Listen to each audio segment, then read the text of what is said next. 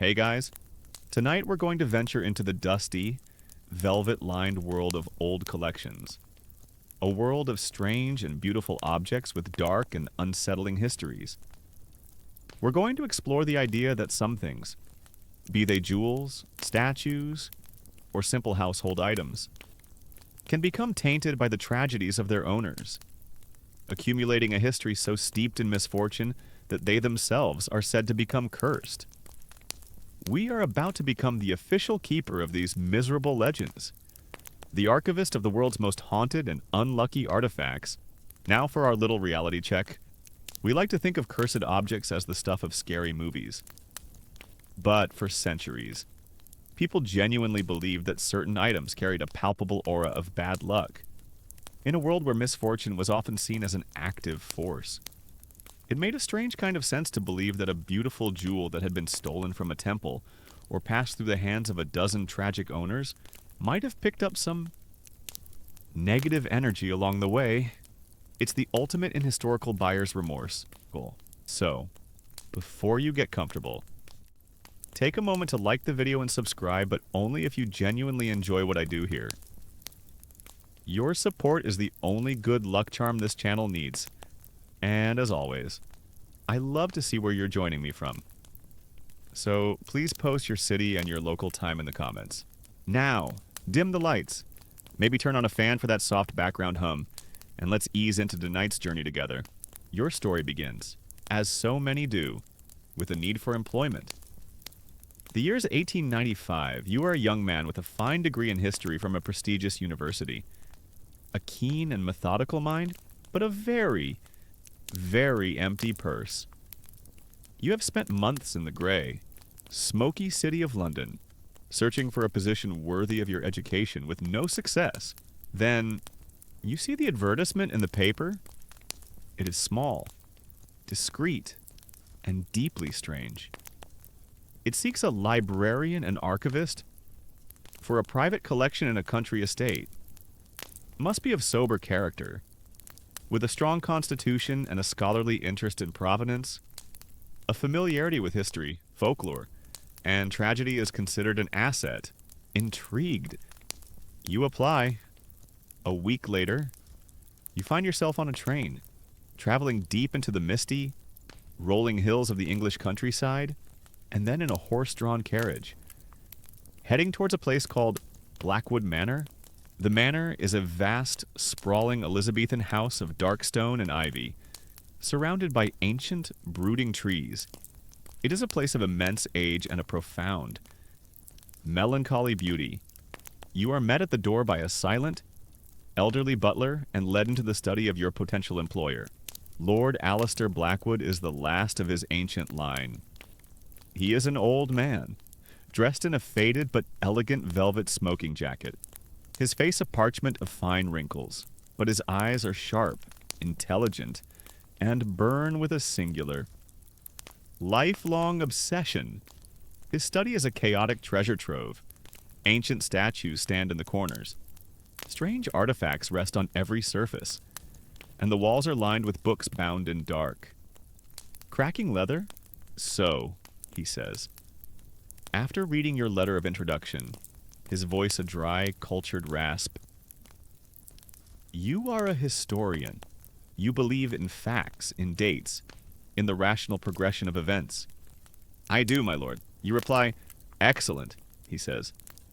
A strange, thin smile on his lips. Then you are precisely what I need. I am a collector, you see. But I do not collect art for its beauty, nor artifacts for their monetary value. I collect things with significant histories. I collect stories. And the most significant stories, I have found, are always the sad ones. He explains the position. His collection, gathered over a lifetime, is a chaotic mess. He needs a professional archivist to create a full and proper catalog. But the primary task is not just to label the objects. It is to research their provenance, to trace their history of ownership back as far as possible, and to meticulously document the stories, the legends, and, most importantly, the misfortunes associated with each one. An object is merely a thing, he explains. his eyes gleaming. But it's history. The trail of emotions and events it leaves in its wake. That is its soul. I need you to write the biographies of my sorrowful things. Your new employer, Lord Blackwood, collects cursed artifacts. He has very specific and slightly worrying taste. You are a rational man, a product of a scientific age. You do not believe in curses, but the position is well paid. The work is fascinating, and you are desperate. You see it as a unique academic opportunity, a chance to study the history of folklore and human belief. You accept his offer. He leads you to what will be your new domain, the great library of the manor. It is a magnificent two-story room. But like his study, it is a place of ordered chaos. The shelves are filled not just with books, but with hundreds of objects under glass domes, in locked cabinets and laid out on great oak tables. He gives you a brief tour. This mirror, he says, pointing to a large, tarnished silver mirror from 17th century France, is said to show not your reflection, but the face of the person you will one day betray. He gestures to a simple, rough-hewn chair. The previous 3 owners of that chair all died by falling, not from a great height. They fell out of the chair. He speaks of these things with a calm, scholarly detachment, as if discussing the migration patterns of birds. Future historians will debate the motivations of the great collectors of your era. Was it a scientific impulse to classify the world, or a deeply personal obsession looking at Lord Blackwood? You see a man driven by a profound and morbid curiosity about the very nature of misfortune. Your first few weeks are spent setting up your archival system. You create a great ledger book. You prepare hundreds of small index cards and labels. You sit at a great oak desk, the scent of old paper and leather around you. And you begin the immense task of bringing order to this library of legends. Then, one afternoon, a large new crate arrives at the manor. It has come by special courier from Paris. Lord Blackwood summons you to his study. He is vibrating with a nervous, predatory excitement. It has arrived, he says. A new acquisition, the centerpiece of my collection, with a crowbar. He personally pries open the wooden crate. Inside, nestled on a bed of dark blue velvet, is an object of breathtaking and unsettling beauty. It is a diamond. It is immense, larger than any you have ever seen. And it is a deep, almost violet, blue. It glints in the lamplight, and its facets seem to draw in the light and give back only a cold, dark fire. They called it the Bleu de France once. Lord Blackwood whispers, his eyes fixated on the stone. Now they call it something else. The serpent's eye diamond. He looks at you, his eyes gleaming with a kind of holy terror. This one, he says, has the most miserable, the most bloody, the most magnificent history of them all. It has passed through the hands of kings and queens, thieves and revolutionaries, and it has brought ruin to every single one of them. He gestures for you to come closer. Your work begins here. My boy, he says, his voice a low, excited hiss. I want its full story. I want every owner, every theft, every revolution, every suicide, every bankruptcy, every murder. I want the complete and unabridged biography of its sorrow. He leaves you alone in the study with the great dark jewel. The room is silent. The lamplight catches the facets of the diamond. And for a moment, you could swear you see a flicker of movement deep within its blue.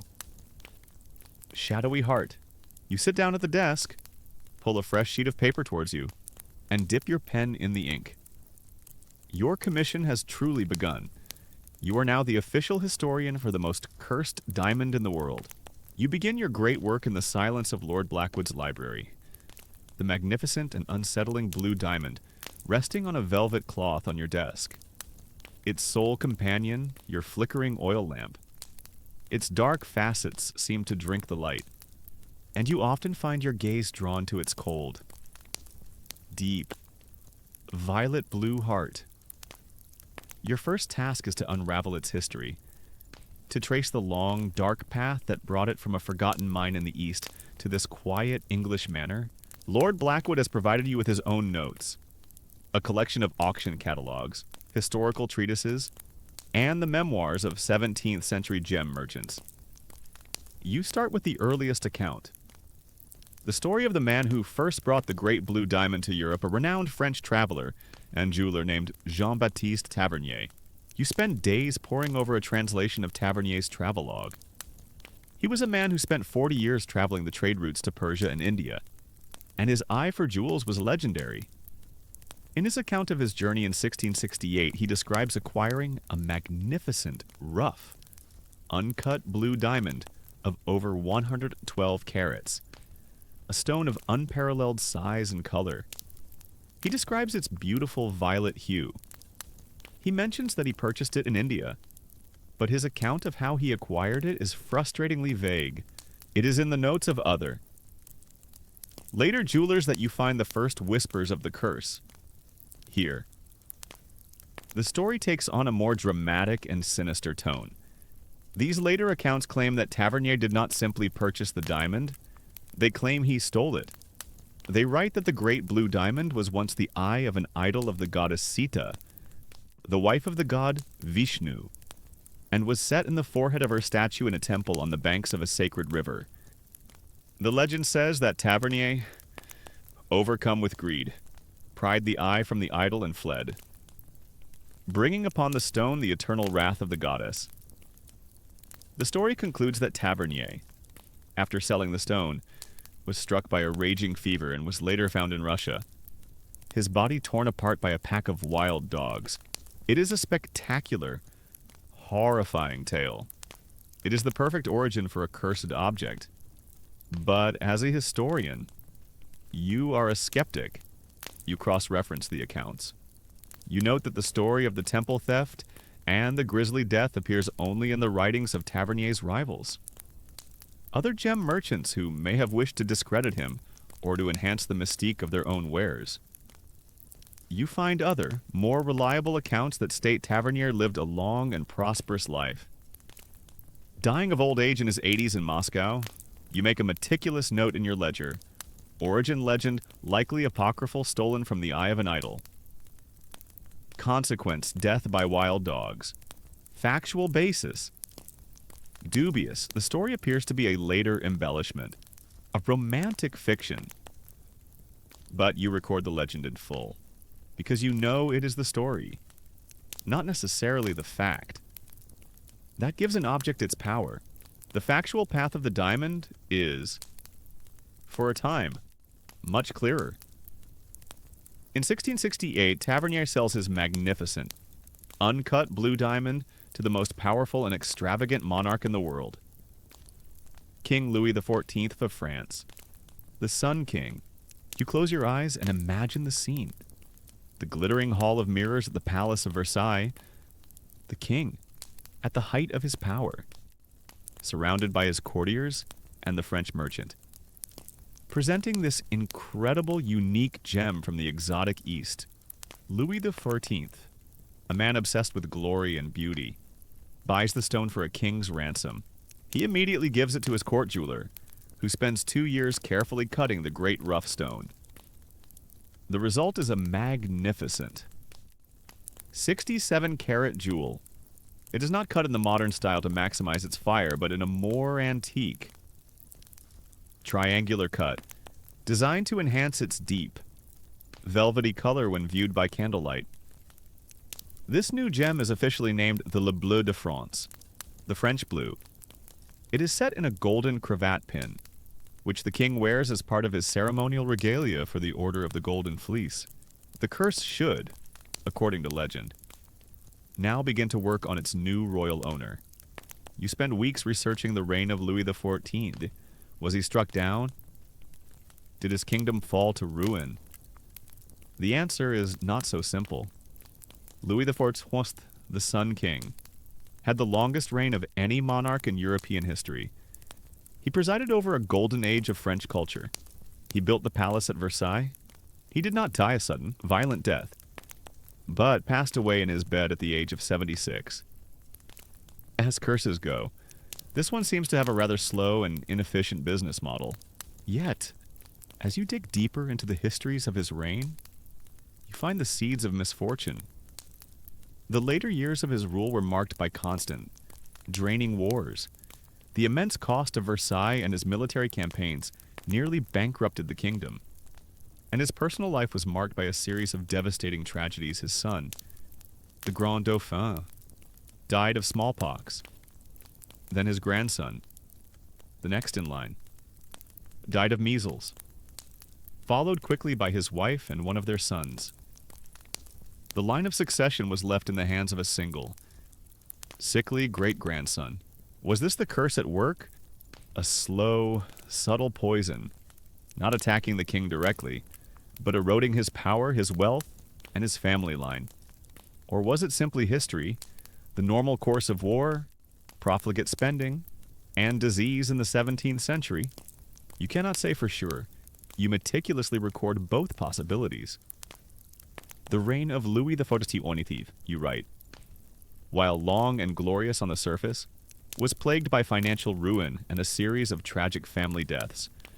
Whether this can be attributed to the malevolence of the French Blue Diamond, or to the more mundane realities of dynastic politics and 17th century medicine, is a matter of conjecture. The diamond passes from Louis XIV to his great-grandson, Louis XV, and then to his grandson, Louis XVII. It remains the centerpiece of the French crown jewels, a symbol of the monarchy's power and splendor. And then comes the French Revolution. You read the frantic, chaotic accounts of the year 1792. The monarchy has been overthrown. The king and his wife, Marie Antoinette, are prisoners. The city of Paris is in turmoil. In the midst of this chaos, a group of thieves breaks into the Garde Meuble, the royal storehouse where the crown jewels are kept, for 5 days. The thieves work undisturbed, looting the greatest treasure in Europe. And among the items stolen is the great French blue diamond. The trail goes cold. The jewel vanishes in the years that follow. Its former owners, Louis XVI and Marie Antoinette, meet their own terrible end at the guillotine. The French monarchy is destroyed.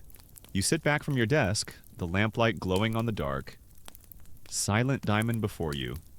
You have traced its history from a mine in India to the glorious court of the Sun King, to the bloody chaos of the Revolution. Now, it has disappeared. The curse, it seems, has claimed its most famous victims and has taken the stone itself back into the shadows. But you know the story is not over. The diamond on your desk is real. It is the same deep, violet blue color, and its weight, you have read, is just over 45 carats, a plausible size for a stone that might have been recut from the larger 67-carat French blue to disguise its identity. Your next task is clear. You must bridge the gap of the lost years. You must search the records of the early 19th century, the auction houses of London and Paris, the private ledgers of jewelers, to find out how and where the cursed stone of the French kings re-emerged from the darkness to begin its next chapter of misfortune. You sit in the deep silence of the library at Blackwood Manor. The great blue diamond on your desk, a silent, dark star.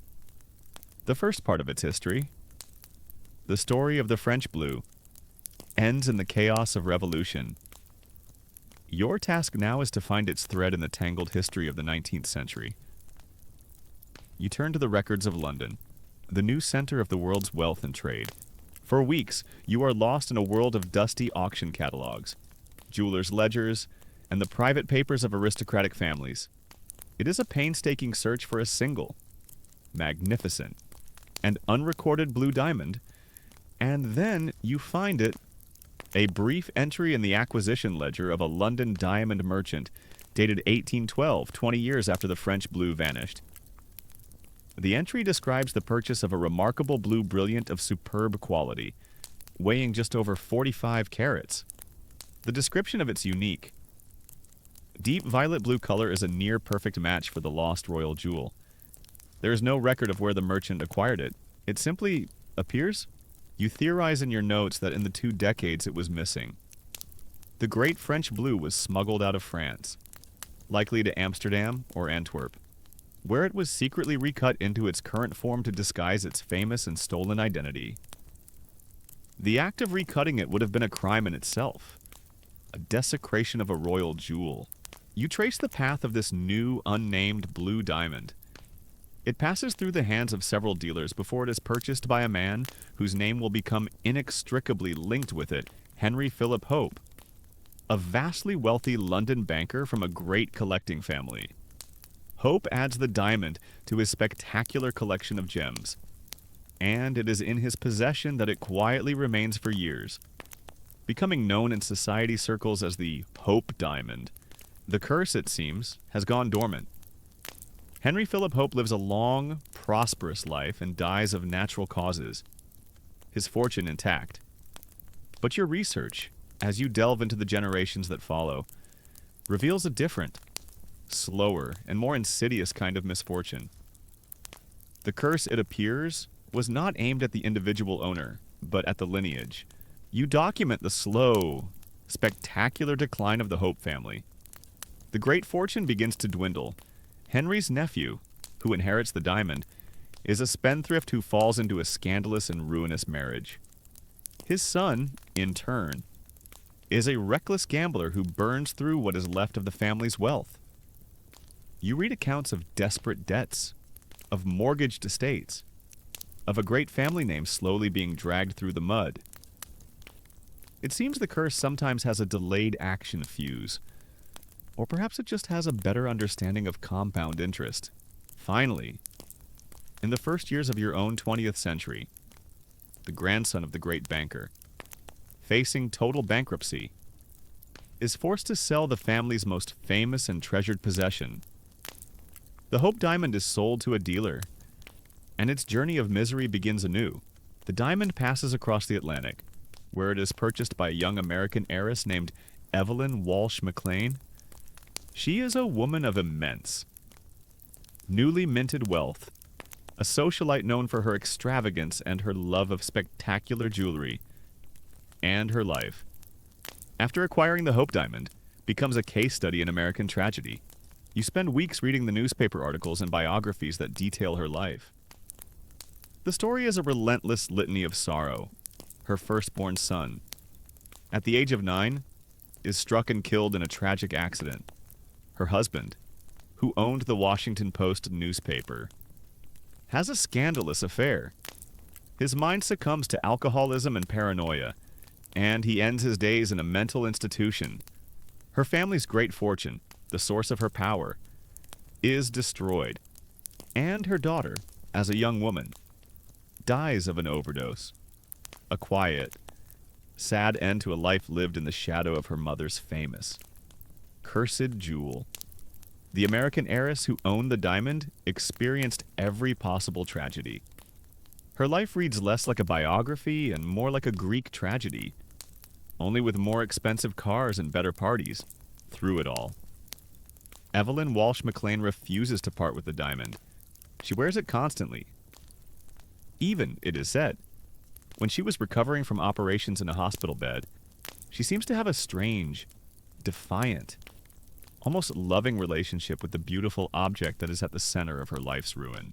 Future historians, you note, will debate the nature of her personal curse. Was it the malevolence of the diamond, or was she a flamboyant, troubled woman whose life of immense, unchecked privilege was always destined for a tragic end, with the diamond merely serving as a convenient, glittering scapegoat for her sorrows? You can only record the terrible facts. After her death in 1947, her jewelry collection, including the Hope Diamond, is sold to pay off her massive debts. It is acquired by the famous New York jeweler, Harry Winston. He exhibits it around the world. And then, in an act of great public philanthropy, or perhaps, you speculate, an attempt to rid himself of a dangerous possession, he donates it to the Smithsonian Institution. It is here that your patron, Lord Blackwood, enters the story His notes reveal that he had been trying to acquire the diamond for years. He had corresponded with the McLean estate, and then with Harry Winston. You find a copy of a letter. Winston, before making his public donation, offered the diamond to your patron in a private sale. Knowing of his particular interest, the price was astronomical. Lord Blackwood paid it without hesitation. He paid not just for the magnificent gem, but for its unparalleled biography of sorrow. You sit back from your desk. The history now complete.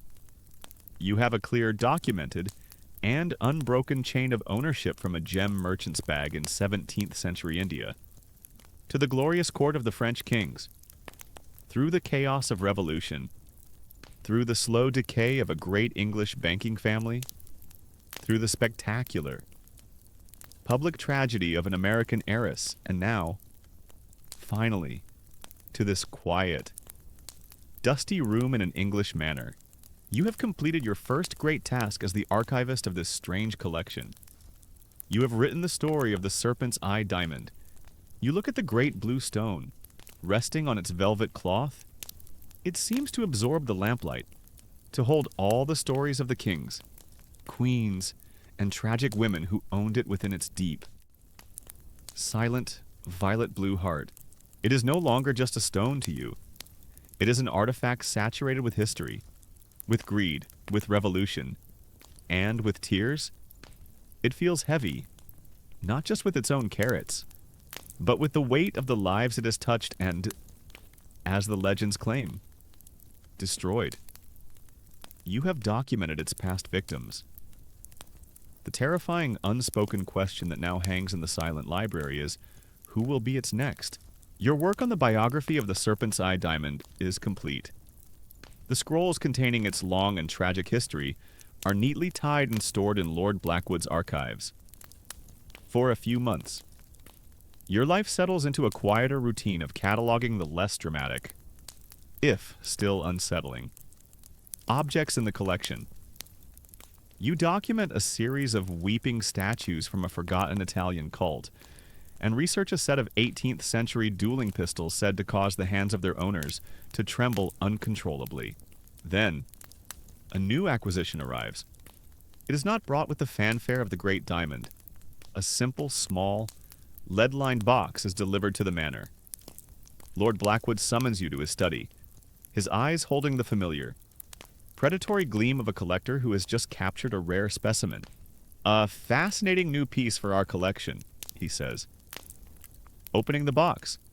From a farmer's field near the ruins of the old Roman town of Caleva Atrobatum, inside, nestled on a bed of faded velvet, is a gold ring. It is not an object of great beauty. It is large, heavy, and somewhat crudely made. The gold is a dull, buttery yellow, and the flat bezel is engraved with a rather clumsy image of a goddess Venus, you presume, from the mirror she holds. But as you take the ring in your hand, you feel it is an object of some weight, both physically and in some other, less tangible way. A simple late Roman ring. Lord Blackwood says, but its story is what makes it one of ours. Read the inscription. You examine the ring. The engraved image of the goddess is unremarkable, but then you turn it over, and on the inside of the band, you see the inscription. It is not the neat, formal Latin of a dedication. It is a series of words, scratched into the gold as if in haste or by an unskilled hand. It is in Latin, but it seems to be spelled incorrectly. Phonetically, after a moment, you sound out the words Senesiane vivas tiende. You correct the spelling in your mind. Senesian. Vivas in Dio, Senesianus, live in God. A simple, pious Christian sentiment. A Christian ring, you ask, surprised. What is so cursed about that? Ah, Lord Blackwood says with a thin smile. That is the counterspell. The curse is not on the ring. The ring is the curse. Or rather, it is the stolen property at the center of a curse. Your task is to find the other half of the story. He gives you your starting point, a recently published report from an archaeological society about a strange lead tablet found in a different part of England entirely. at the site of a Roman temple dedicated to a local Celtic deity named Nodens. Your research begins. You are no longer tracing the grand history of royal jewels, but the small personal history of a single stolen object. You acquire the report on the curse tablet. It is a thin sheet of lead, and its text, transcribed and translated, tells a complete and very human story of anger and revenge. You learn that the tablet was written by a Roman named Silvianus, and it begins with a declaration of a crime. A ring has been stolen. You read, Silvianus, it seems, had his ring stolen, and he is convinced he knows the thief. He then dedicates the stolen ring to the god of the temple where the tablet was found, to the god Nodens. The curse reads, Silvianus has given the ring among those who bear the name of Sinicianus. He denies health. It is a formal, legalistic contract with a god. A Roman gets his ring stolen, so he goes to a temple and files a formal magical complaint. The complaint basically says, Dear God Nodens, please inflict terrible health upon this man until I get my jewelry back. Regards, Silvianus. The story is all there, written on this thin sheet of lead. The victim Silvianus, the thief the man named Sinicianus, the stolen object the gold ring you now hold in your hand, and the curse that Sinicianus should have no health, that he should be afflicted by a terrible, wasting sickness, until he returns the ring to the temple of the god Nodens. This is a defixio, a binding spell, the very same kind you researched in your travels years ago. But this is no longer a theoretical study. You are holding one half of the curse in your hand. The ring feels heavier now, colder, and then you realize the significance of the strange. Pious inscription on the inside, Sinicianus, live in God. You theorize that Sinicianus, afflicted by the curse or terrified of it, tried to fight back. He could not remove the curse from himself, but he tried to place a counterspell on the ring itself, inscribing it with the name of the new, more powerful Christian god, hoping to overwrite the pagan curse of Nodens with a Christian blessing. It is a piece of magical graffiti, a desperate attempt to protect himself from the angry god he had offended. You read further. You find a footnote in an obscure archaeological journal. The author of the journal article had consulted a quiet professor of Anglo-Saxon at Oxford University about the strange Celtic name of the god, Nodens. You wonder briefly what such a man, a scholar of epic poems and ancient languages, would make of this small, sad story of a cursed golden ring, a thief, and a magic inscription. Probably not much. You sit in the library, the story laid out before you. The diamond's curse was a grand, sweeping legend of royal ruin. This is something else. This is a small, petty, and intensely personal story. The rage of a single man. Silvianus has been given a voice, inscribed in lead, and has echoed down through almost 2,000 years. The fear of another man, Sinicianus, is right here in your hand, scratched into the gold. You compare this Roman curse with the others you have studied. The Scythian curse was a promise of betrayal among brothers. The Celtic geis was an inescapable knot of fate. This Roman curse is a lawsuit. It is a legal filing with a god, complete with a grievance, a defendant, and a desired punishment. Future historians will debate whether the Romans truly believed these curses worked, or if they were merely a way to vent their anger. Looking at the meticulous detail of the curse tablet and the desperate, fearful inscription on the ring, you feel certain that for Silvianus and Sinicianus, the magic was entirely, terrifyingly real. You look at the heavy gold ring on your desk. It no longer seems crude or simple. It seems imbued with a long and miserable history, unlike the diamond, which felt like a cold and distant predator. This ring feels active. Its curse is not a legend. It is written, right there, in the metal. It feels like a coiled serpent, a small, concentrated vessel of ancient anger. You feel a strange and powerful reluctance to touch it again. A chill runs up your spine that has nothing to do with the drafts in the old library. You have documented the story of the ring. You now feel as though you have become a part of it.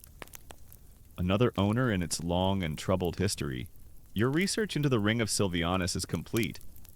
But the ring's story, you soon learn, is not finished with you. Unlike the great blue diamond, which sat on your desk like a caged and sleeping predator. This small, heavy gold ring has a different kind of presence. It feels restless. You lock it away in a heavy oak drawer at night, but you can almost feel it in the darkness.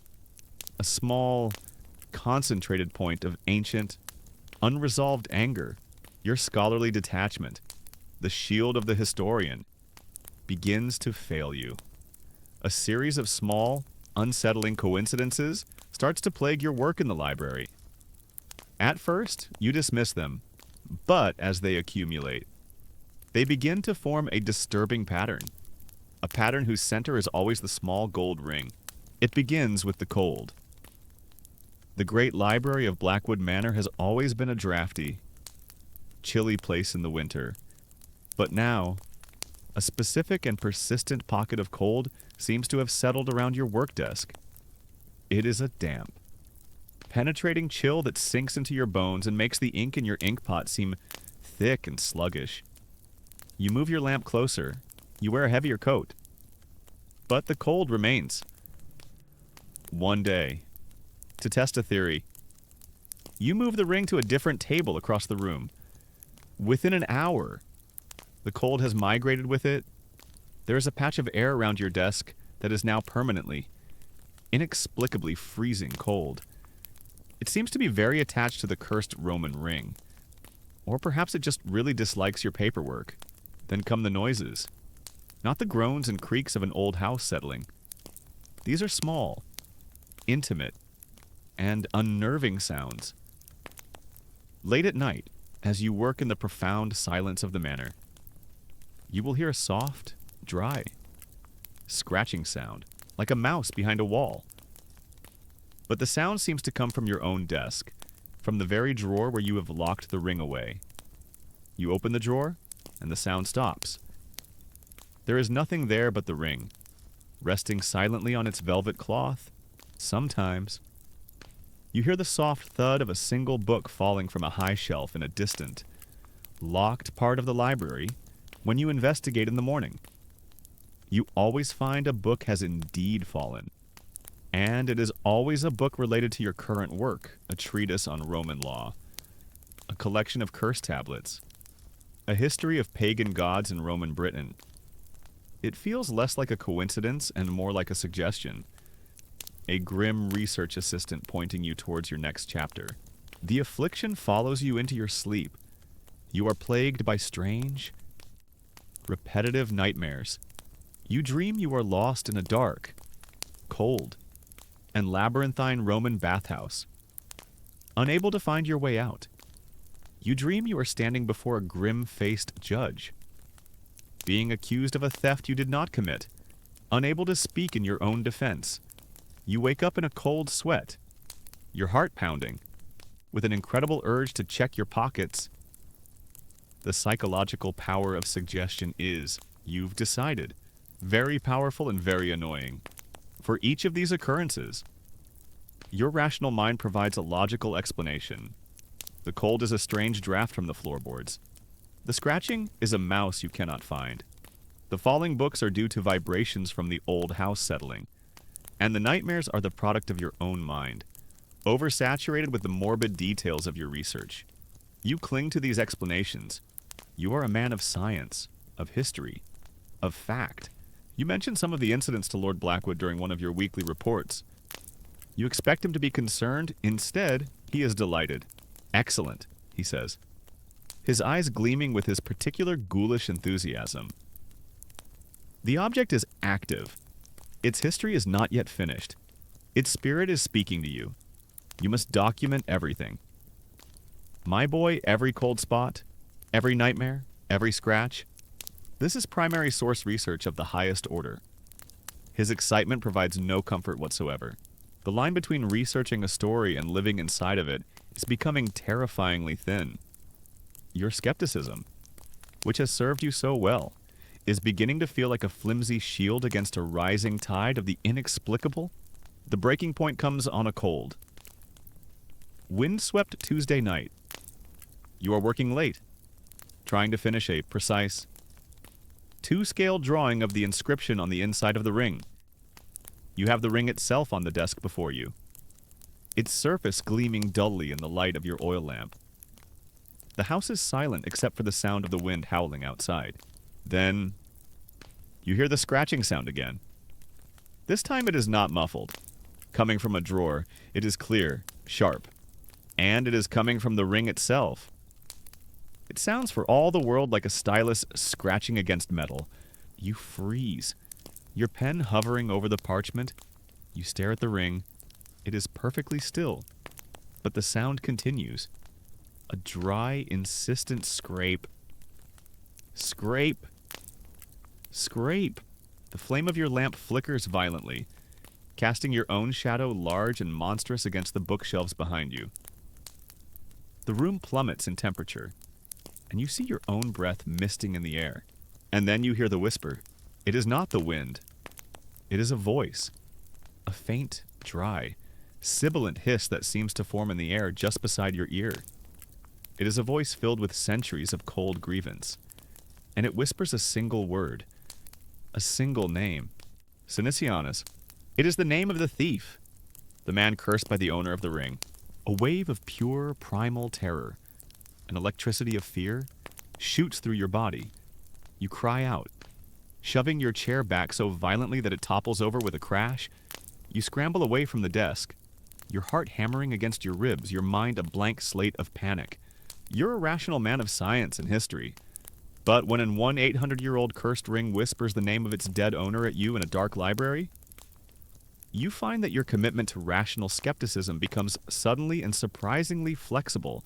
You stand in the doorway of the library, panting, staring back at the desk. The scratching sound has stopped. The room is no longer cold. The lamp burns with a steady flame, and the heavy gold ring sits on its velvet cloth, looking as inert, as innocent, as any other piece of ancient metal. But you know what you heard? You know what you felt. Your scholarly detachment, your comfortable skepticism, has been shattered. The story of the Ring of Silvianus is not just a tale you are researching in a book. You are now a part of it. The ring is not just an artifact. It is a vessel of an ancient rage, an ancient sorrow, and you are its new keeper. And you have no idea what it wants from you. You spend the night in your own chamber. The door barred, a chair wedged beneath the handle. Though you know such physical barriers are useless. You do not sleep. You sit in a chair, wrapped in a blanket, and you listen to the sounds of the grate. Dark house around you. Every creak of the floorboards, every sigh of the wind, is the sound of the whispering thing. The owner of the name Sinicianus, a ghost of ancient Rome now haunting the halls of Victorian England. The morning brings no relief, only a gray, weary dawn. You cannot bring yourself to re-enter the library. The thought of sitting at that desk, with the small, heavy gold ring resting nearby, fills you with a profound and unprofessional dread. You report the events of the previous night to Lord Blackwood. You describe the flickering lamp, the scratching sound from the ring itself, and the final, terrible whisper of the name, Lord Blackwood, to your astonishment, is ecstatic. He clasps his thin, dry hands together with a sound like rustling leaves. Marvelous, he exclaims, his eyes alight with a feverish glee. The object is communicating. Its history is not dead. It is a living, breathing presence. This is beyond my wildest hopes. He sees the look of sheer terror on your face and misinterprets it as scholarly excitement. My boy, he says, placing a hand on your shoulder. You are clearly overwrought. The intensity of this work is taking its toll. You must take a rest from the ring. I have the perfect tonic. A different case entirely. A nice, safe, literary investigation. It will calm your nerves. Your new assignment, he explains, is to research an object he has long coveted, but which remains stubbornly in the possession of the British Museum. It is the infamous artifact known to the public as the unlucky mummy, after being personally terrorized by a Roman ring. Your boss decides to give you a nice, safe project researching an Egyptian coffin lid that supposedly sank the Titanic. This is Lord Blackwood's idea of a relaxing change of pace. You retreat to a different, smaller library in the east wing of the manor, relieved to put some distance between yourself and the golden ring. Your new work is one of pure, safe, historical research. You send letters to contacts at the museum and begin to pore over journals, newspaper archives, and scholarly articles. You quickly discover the first and most glaring inaccuracy of the legend. The object, museum catalog number EA22542, is not a mummy. It is a mummy board, or inner coffin lid, exquisitely painted with the face of a priestess of Amun-Ra from Thebes, who lived and died over 900 years before the birth of Christ. Then, you delve into the popular legend, the story the newspapers have been printing for years. The story goes that the mummy board was purchased in Egypt in the 1860s by a wealthy Englishman. From the moment it was brought to England, it brought misfortune to all who possessed it. The Englishman's family suffered financial ruin. A photographer who took a picture of it saw the face of a living, terrifying woman appear on his photographic plate. A journalist who wrote about it died shortly after. The legend culminates in the most famous catastrophe of your modern age. The story, as printed in the papers, claims that the mummy board was purchased by an American collector who was trying to smuggle it to New York to avoid the notice of the authorities. He had it stored not in the cargo hold, but in a small compartment directly behind the bridge of a brand new, magnificent ocean liner making its maiden voyage in April of 1912. That ship, the legend concludes, was the RMS Titanic. The curse of the priestess, a power that could not be contained, is what supposedly steered the great ship into the fatal iceberg. It is a spectacular, terrifying, and compelling story. It is also, you discover, almost entirely false. Your research into the British Museum's own official records is a simple, straightforward affair. You find the acquisition documents. The mummy board, EA22542, was purchased by the museum from an antiquities dealer in 1889. It was delivered to London, catalogued, and has never, for any reason, left the museum's collections since that day. It was not on the Titanic. It could not have been. The central, most dramatic part of the legend is a complete fabrication. So where did the story come from? Your research now becomes a work of historical detective work, tracing the birth of a modern myth. You discover that the legend was largely the creation of two men, a journalist named William T. Stead and his friend, another journalist named Douglas Murray. They were both ardent spiritualists, fascinated by the occult and the idea of ancient Egyptian curses. In the early 1900s, they began collecting and publishing ghost stories and anecdotes of misfortune. And for reasons that are unclear, they attached all of them to this specific, beautiful, and photogenic coffin lid in the British Museum. They wove a tapestry of unrelated tragedies into the biography of a single object. And then you find the final, tragic, and deeply ironic piece of the puzzle. The journalist William T. Stead, the man who had done so much to promote the legend of the cursed object that could sink a ship, was a passenger on the maiden voyage of the RMS Titanic, and he was one of the 1,500 souls who perished when it sank. It is a coincidence so perfect, so narratively satisfying, that it sealed the legend forever in the public mind.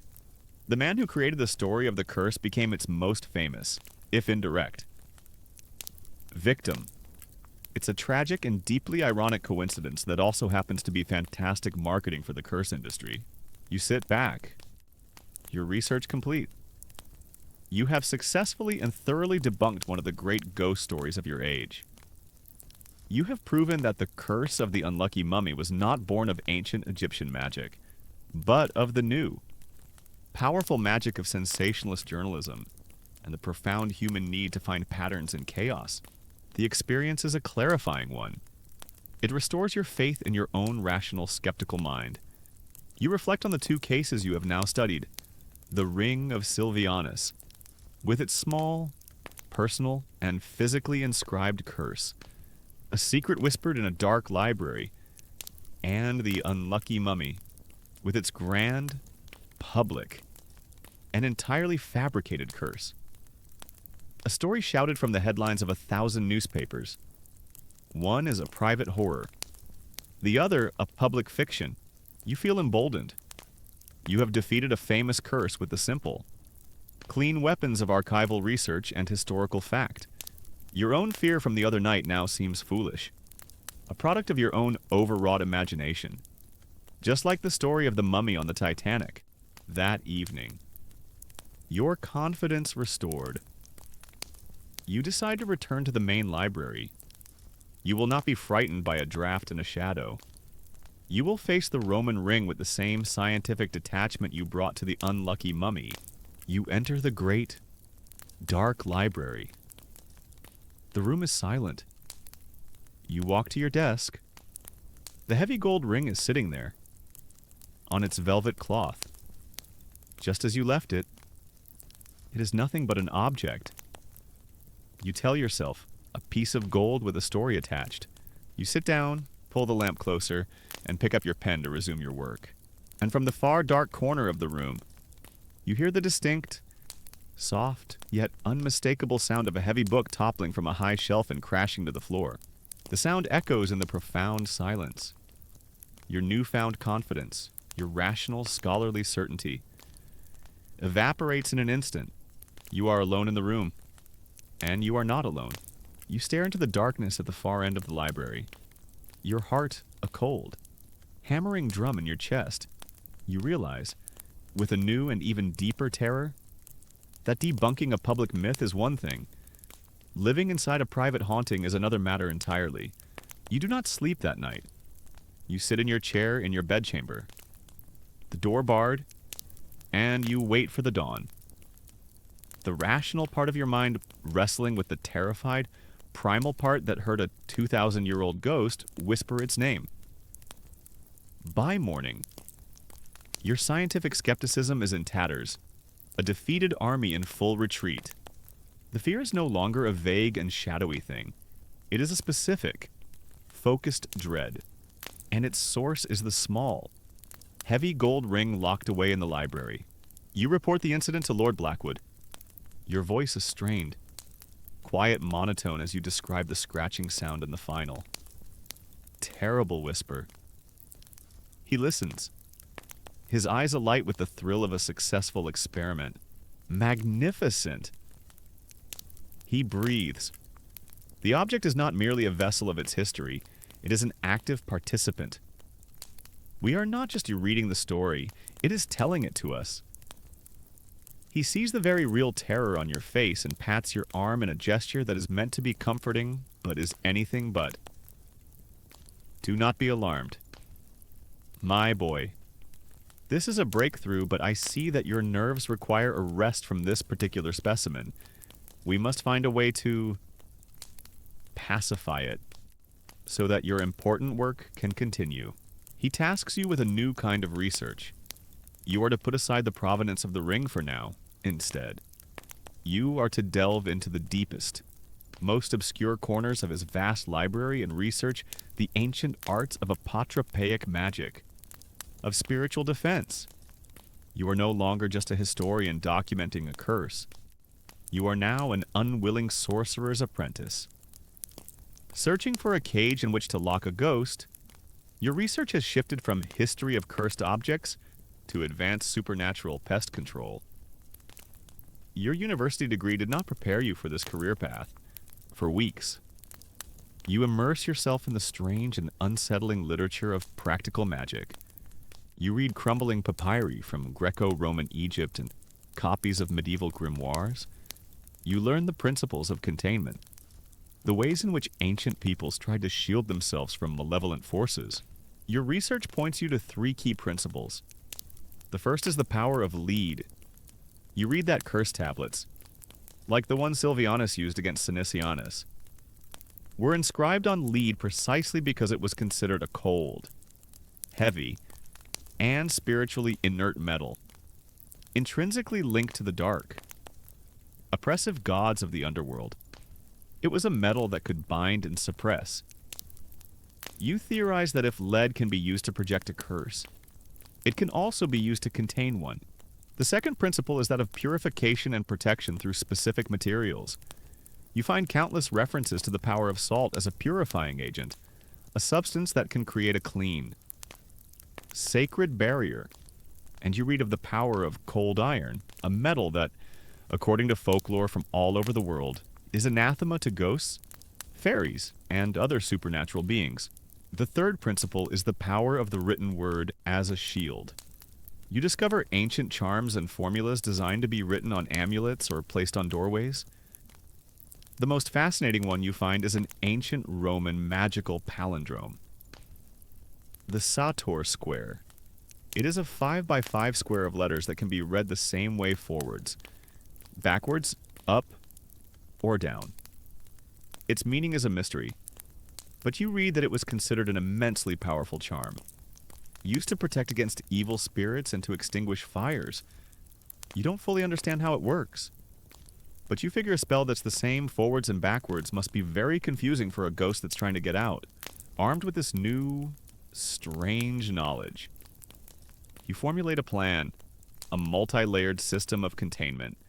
You commission a local blacksmith, a man skilled in working with lead for roofing, to construct a small, heavy box made of pure, thick lead, with a tightly fitting lid. It's basically a tiny, custom-built ghost prison. You hope it's up to code. When the lead box is ready, you prepare for the ritual.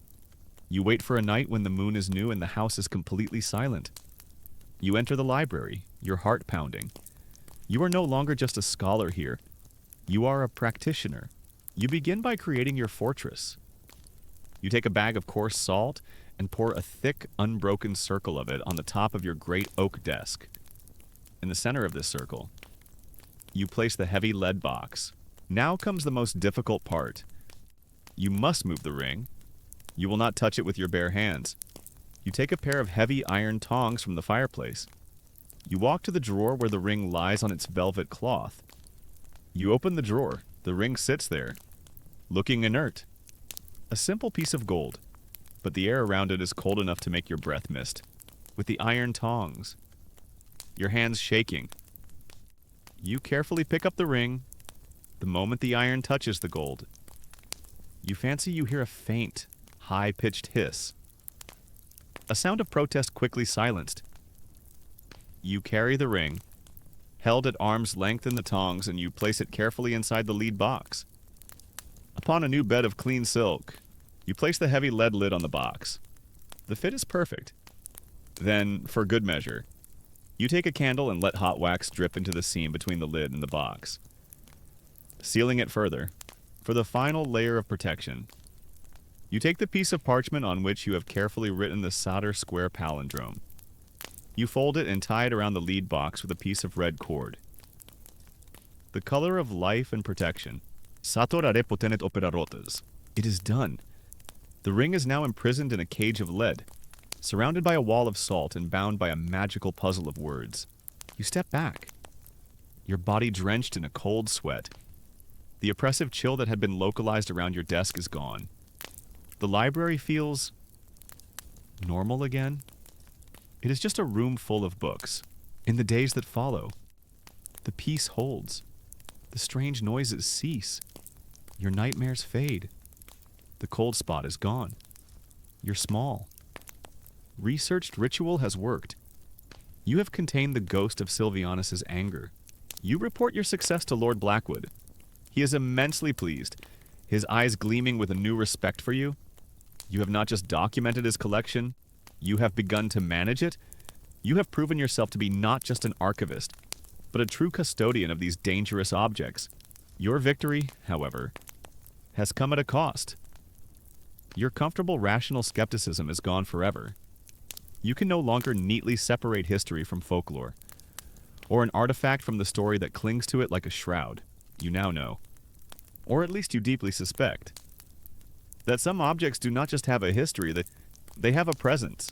Lord Blackwood, emboldened by your success, decides it is time for you to face the most famous and storied object in his collection. You have dealt with the small, personal malevolence of the Roman ring, he says. You are ready for a grander and more public legend. You are ready to truly study the unlucky mummy. He tells you that he wants you to do more than just research the newspaper articles about it. He has arranged for the coffin lid, EA 22542, to be temporarily moved from the British Museum's storage and brought here to Blackwood Manor for private study. A new cold dread washes over you, erasing the relief you had felt. You have just managed to lock one ghost in a box, and now your patron is having another one delivered to your door. Your victory over the restless spirit of the Roman ring brings a fragile peace to Blackwood Manor, and to your own frayed nerves. You have contained the object in its leaden prison, and the library is once again a place of quiet, scholarly work, free from cold spots and menacing whispers. You have faced down a genuine, ancient malevolence, and through research and ritual, you have won. The experience has shattered your comfortable skepticism, but it has also given you a new, hard-won confidence. This confidence is immediately put to the test. Lord Blackwood, thrilled by your success and eager to continue what he now calls your practical research, informs you that the centerpiece of his next investigation is arriving. He has used his immense influence and a substantial donation to persuade the trustees of the British Museum to loan him their most famous and controversial artifact for a period of private study.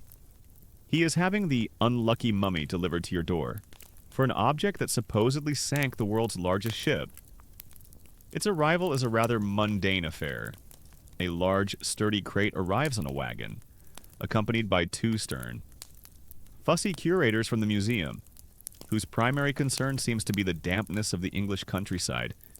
You, Lord Blackwood, and the curators oversee the unpacking when the lid of the crate is removed. You see the object that has fueled a global legend. It is not a full mummy. Of course, it is the inner coffin lid, the mummy board of a woman. It is breathtakingly beautiful. The gesso-coated wood is painted with a serene, idealized female face. The almond-shaped eyes, outlined in black coal, staring into eternity. A magnificent, intricate beaded collar is painted around her neck, and her body is covered in hieroglyphic prayers. Despite its age, the colors are still vibrant. It does not feel like an object of horror. It feels like a work of profound and peaceful art. Lord Blackwood is ecstatic. The priestess, he whispers, his eyes alight with fascination. Your first task is to present your previous research on the object. You lay out the evidence for Lord Blackwood and the slightly smug-looking museum curators. You show them the museum's own acquisition records from 1889. You show them the shipping logs for the RMS Titanic from 1912, on which the mummy board, catalog number EA22A542, is conspicuously absent. You prove, with methodical, scholarly certainty, that the legend of the curse is a modern fabrication, a ghost story created by spiritualists and sensationalist journalists. The curators nod in agreement. We are well aware of the facts, of course, one of them says stiffly, but the public prefers the more dramatic tale. Lord Blackwood listens with a smile. Excellent work, my boy, he says. You have debunked the legend. Now, you must discover the truth. He is delighted with your research, but also seems a little disappointed. You get the feeling he was hoping for a little more cosmic malevolence. And so, your new work begins. You must now study the object itself. You spend the next several weeks in the library with the mummy board, which has been placed on a long oak table. Your job is to translate the hieroglyphic inscriptions that cover its surface. The work is a peaceful academic pleasure. It is a return to the pure scholarship you love. The hieroglyphs are not a curse. They are standard funerary texts from the Book of the Dead. Beautiful hymns to the gods Osiris and Ra, and prayers for the soul of the deceased. You learn her name, or at least her title. She was a priestess in the temple of Amun-Ra in Thebes. The prayers ask that her soul be found true of voice at the final judgment and be granted eternal life in the field of reeds. There is not a single word of malice or threat upon the entire object.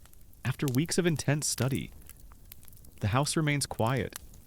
The lead box containing the Roman ring sits silently on its shelf, and the mummy board radiates nothing but a serene, ancient peace. Your rational mind feels vindicated. The ring was an anomaly, a strange confluence of a real curse and your own heightened anxiety. This object, the most famously cursed artifact in the world, is completely inert, you have proven, with both archival research and direct observation, that it is harmless.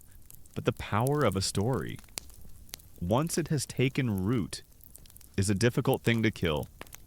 Even though you know the curse is not real, the legend still affects you.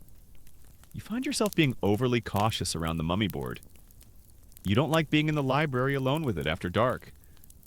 Sometimes, as you work, you will look up at its beautifully painted face, and for a split second, you imagine you see a flicker of expression in its kohl-rimmed eyes. You dismiss it as a trick of the lamplight, but the feeling is unsettling. The story of the curse, you realize, has laid its own, more subtle curse upon your own imagination. The moment that changes everything comes. As before, late at night, you are working in the library, putting the finishing touches on your detailed, to scale drawing of the painted collar on the coffin lid. The manor is completely silent. Lord Blackwood and the servants are all asleep. The only sound is the soft scratch of your charcoal pencil on the paper, and the gentle hiss of your pressure lamp.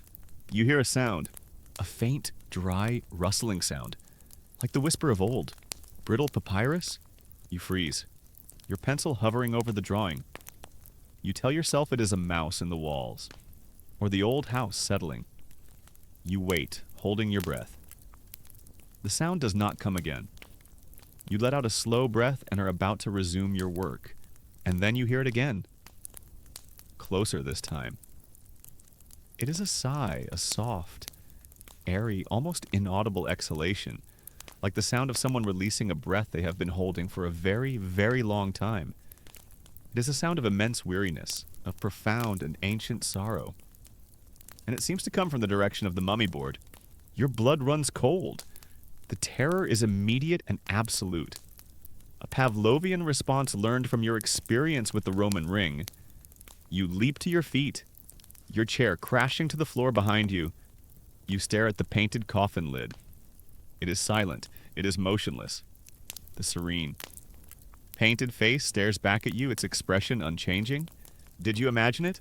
Your mind races, frantically searching for a rational explanation. You are overworked. You are tired. Your mind is suggestible from weeks of being immersed in the object's morbid history. It was a gust of wind in the chimney. It was the house groaning. It was nothing. You're alone at 2 a.m. with a 3,000-year-old coffin lid, and you hear a strange sighing sound. Your official historical conclusion is that it's the draft. Your unofficial conclusion is that it's time to go to bed. Immediately, you quickly pack up your drawings, your hands shaking. You will not spend another moment alone in this room tonight. You back out of the library, your eyes fixed on the mummy board, as if expecting it to rise. You close the heavy oak doors behind you and lean against them. Your heart hammering? You are caught in a new and more terrible kind of trap. The Roman ring was an active, aggressive, undeniable presence. Its malevolence was clear. This is something else. The phenomena are so subtle, so ambiguous, that they could be real, or they could be a product of your own fracturing mind. You no longer know what is real and what you were imagining.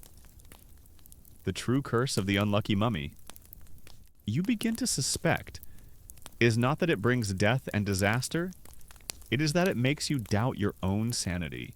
You spend the next few days in a state of self-imposed exile from the great library. You work in your small private study, cataloging minor objects. But your mind is not on your work. It is in the silent, cavernous room down the hall, with the painted coffin lid, and it's terrible. Ambiguous silence. Your rational mind, so recently victorious in its debunking of the public myth, is now at war with your own memory. The memory of a sigh. You know you cannot continue this way. The uncertainty is a worse torment than any ghost. As a man of the modern age, a man of learning, you decide that you must confront the phenomenon not with superstition, but with science. You will conduct an experiment. You will force a conclusion. You will spend one entire night alone in the library, from dusk until dawn, and you will observe, measure, and record, to prove to yourself once and for all that you are simply overworked and overtired. You formulate your plan. You will arm yourself not with charms, but with instruments. You procure a new, reliable pressure lamp with a full reservoir of oil, one that cannot be extinguished by a simple draft. You take a precise German thermometer from Lord Blackwood's study to record any temperature fluctuations. You get a small bag of fine, white flour from the kitchen, and you prepare a fresh, clean page in your journal to create a log of the night's events. A record of the silence and the mundane reality you are determined to prove. You inform Lord Blackwood of your intention. He is, as you expected, utterly delighted. An all-night vigil capital, he says, rubbing his thin hands together. A true scientific inquiry into the nature of the object's emanations. Record everything, my boy. Every drop in temperature, every creak of a floorboard. This is priceless data. That evening, you set up your experiment. You lock the great oak doors of the library from the inside. You place your pressure lamp on your desk. It's steady. White hiss a comforting sound in the immense quiet. You check the thermometer, a cool but stable 60 degrees Fahrenheit. Then, you perform your final preparation. You take the bag of flour and carefully sprinkle a thin, unbroken white circle on the floor around the great table where the mummy board rests. About a foot from its edge. Any physical disturbance, a mouse or a rat, will leave its tracks. You take your seat at your desk. A good 20 feet from the coffin lid, you have your journal, your ink, your watch. You are a scientist in your laboratory. You are ready to document a long, boring, and perfectly uneventful night. For hours. That is exactly what you get. The clock on the mantelpiece ticks. A slow and steady beat. The lamp hisses. The house is silent. You make an entry in your journal every hour. 10 p.m. Temperature stable at 60 degrees. No unusual sounds.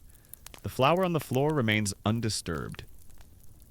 11 p.m. All is quiet. Midnight. A floorboard creaked on the upper level. Likely the house settling. Your confidence grows. Your fear begins to feel foolish. A phantom of your own making. You were right. It was all just suggestion. The product of a tired mind and a creepy old house. At 2 o'clock in the morning, you make another entry. All remains quiet. The legend of this object is clearly a fabrication, and its supposed presence is a product of... You stop writing. You have felt a change. A slow, creeping cold is seeping into the room. It is not a draft. It is a palpable drop in the air temperature. A cold that feels heavy and damp. You look at the thermometer on your desk. The mercury is visibly falling. 58 degrees. 55. 52. Then you hear it. The sound you heard before. A faint, dry, rustling sound, like the whisper of brittle papyrus. It seems to come from the coffin lid itself. Your heart begins to pound. A frantic drum against the silence. You force yourself to remain seated. To be the objective observer. You write in your journal, your hands suddenly stiff and clumsy. 2:17 a.m. Sudden significant drop in temperature. Auditory phenomenon noted a faint rustling. And then you hear the sigh. It is louder this time. Clearer. It is an unmistakable sound. A long, slow, mournful exhalation of breath from a woman's lungs. It is a sigh of such profound, hopeless sorrow that it seems to carry the weight of centuries within it. Your scientific detachment shatters into a million pieces. You want to run, but you are frozen in your chair by a new sound. It is the sound of chanting. A low, melodic, and deeply mournful chant, sung in a high, clear female voice. It is in a language you recognize from your scholarly work. It is ancient Egyptian. You stare in the direction of the coffin lid. The air above it seems to shimmer, to thicken, and then you look down at the floor. The circle of white flour, which has been perfect and undisturbed all night, is now being disturbed. Slowly, impossibly. A set of footprints are appearing in the dust. They are the prints of small, bare feet, a single set of prints, pacing back and forth. Back and forth. In the space between the coffin lid and the edge of the flower circle, a weightless, invisible figure is walking there. Pacing in its eternal prison, the chanting grows louder. And now you can make out the words. You recognize the text. It is from the ancient Lamentations of Isis and Nephthys, the great mourning hymn for the dead god Osiris. The invisible priestess is performing her eternal rite. Mourning a death that happened 3,000 years ago. You are no longer a historian studying a belief. You are in the presence of the belief itself. The line between legend and reality has been erased. You do not remember getting up. You do not remember crossing the room. The next thing you know, you are fumbling with the great iron lock on the library door, your breath coming in ragged. Terrified sobs. You wrench the door open and stumble out into the hallway. Slamming it shut behind you, you lean against the cold oak, your body trembling uncontrollably. The sound of the sad, ancient, and impossible chant still echoing in your ears from behind the closed door. You have your proof. The haunting is real, but the knowledge brings you no satisfaction, only a profound and soul-shaking terror. The next morning, you go to Lord Blackwood. You are a changed man. The skeptical scholar is gone, replaced by a haunted witness. You do not present a report. You deliver an ultimatum. My lord, you say. Your voice hoarse but firm. The object in the library is not just a work of art with a false story attached. It is haunted. It is the vessel of a sad, trapped, and profoundly real spirit. It is not a curiosity for a collector. It is the coffin of a woman, and her soul is not at rest. You look him in the eye. It must be returned to the museum or to the earth, to a place of quiet. I will not work in this house. I will not stay under this roof. While she is a prisoner here, you must choose. My lord, your collection, or what is left of my sanity. You stand before your patron, Lord Alistair Blackwood, in the great, dusty library. The morning sun streams through the high windows, illuminating the swirling dust motes, but it cannot dispel the chill that has settled deep in your soul. You are no longer his deferential employee. You are a man who has spent the night listening to the sorrows of a 3,000-year-old ghost, and you have been changed by it. You repeat your ultimatum, your voice quiet but unyielding. The coffin lid of the priestess must be returned. Lord Blackwood is a collector of morbid stories, but he is not a fool. He is a man of his age, an age that flirts with spiritualism but still values scientific reason. He sees the profound, unfeigned terror in your eyes. He sees that you are not just telling him a story. You are a man on the verge of breaking. He values his collection, but he also values his loyal and brilliant archivist, the only person in the world who truly understands it, after a long, heavy silence. He gives a slow, reluctant nod. Very well, he says, a note of deep disappointment in his voice. The experiment is over. The priestess will be sent home. The arrangements are made. The two stiff curators from the British Museum are summoned back to Blackwood Manor. They arrive with their crate and their air of professional disapproval. You watch as they carefully, respectfully, wrap the painted coffin lid in soft linen and place it back in its crate. As they carry it out of the library, you feel a palpable lightening of the atmosphere in the room, as if a great, sorrowful weight has been lifted. Lord Blackwood agrees to send the mummy board back, even for a dedicated collector of haunted artifacts. There's a difference between an object with a spooky story and one that has an active, weeping ghost that keeps you up at night. Your relationship with the collection and with your patron is different now. The line between scholarly research and active spiritual management has been irrevocably blurred. The heavy lead box containing the ring of Sylvianus remains in its circle of salt in a locked cabinet. You treat every object now with a new and profound respect, a caution born not of superstition, but of experience. The years pass. Lord Blackwood grows older and more frail, and you become not just his archivist, but his trusted companion. You spend long evenings in his study, discussing the histories of the strange, sad objects that surround you, when he finally passes away peacefully in his sleep. You're not surprised to learn what is in his will. He has no other heir. He has left everything to you, the manor, his fortune, and the entire, magnificent and terrifying collection. You are no longer the archivist. You are the new Lord Blackwood in all but name. You do not add to the collection. Instead, you dedicate your life to understanding it. You become the solitary keeper of the world's most miserable legends, the guardian of its most sorrowful things. Decades later, you are an old man yourself, sitting in the same great library where you first trembled in fear of a whispering ring. A young, skeptical journalist has come to interview you, to write a story about the famous Blackwood collection. But are they really cursed? She asks, her pen poised over her notebook, her eyes holding the same rational, modern skepticism you once had. You look at her, and you give her the only honest answer you have.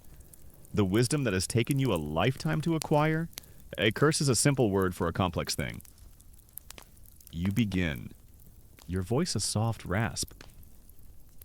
I have found that curses come in 3 distinct forms. You tell her of the serpent's eye diamond, which now rests in a bank vault in London, a place you decided was far safer than your library. Some objects, you say, are cursed by the weight of their own history. The diamond was not enchanted by a priestess's dying breath. It was saturated with human greed, with theft, with murder, and with revolution. It did not create tragedy, it attracted it. Its curse is the story of the terrible things men will do for something beautiful. Then you tell her of the ring of Sylvianus, still safely locked away in its leaden prison. Some objects, you say, are cursed by a single, powerful human emotion. The ring is a vessel for the pure, concentrated anger of a man who was wronged. Its haunting is not a legend, it is the echo of a single, furious soul, trapped in a circle of gold. Finally, you tell her of the mummy board, which now rests peacefully in the halls of the British Museum. And some curses, you say, are not in the object at all, they are in us. The priestess was not a monster. She was a sad, lonely spirit, her eternal rest disturbed. The curse was a story we told ourselves, a legend created by newspapers and our own fear of the unknown. Her curse was our own belief in it. The journalist looks at you, her skepticism giving way to a new understanding. So are they real? She asks. The objects are real. You reply with a gentle smile. The pain, the greed, and the fear that they have absorbed over the centuries that is also real. They are the true, horrifying consequences. The stories we tell about them. That is the magic. Some days, I believe the objects are just stone and gold and wood. On other days, I am not so sure, but but I have learned that a story can be the most powerful and most haunting thing in the world. And so your own story comes to a close. You, the keeper of cursed things, have found your own peace, not by solving the mystery, but by learning to live with it. The library at Blackwood Manor is quiet now, its strange and sorrowful residents at rest. The great blue diamond no longer brings ruin to anyone. It sits in a dark vault. The Roman ring is silent in its leaden prison, and the Egyptian priestess, her story finally understood, is at peace. The tales of their power, the misery they were said to cause, have softened into history, into a quiet and fascinating story for a sleepy winter's night. The great, terrible legends have been filed away, catalogued, and understood. Let the memory of them now fade. The chill from the library has warmed. The whispers have fallen silent. All that is left is the deep and profound peace of a story that has reached its end. And the gentle, welcome quiet of your own safe and unhaunted room.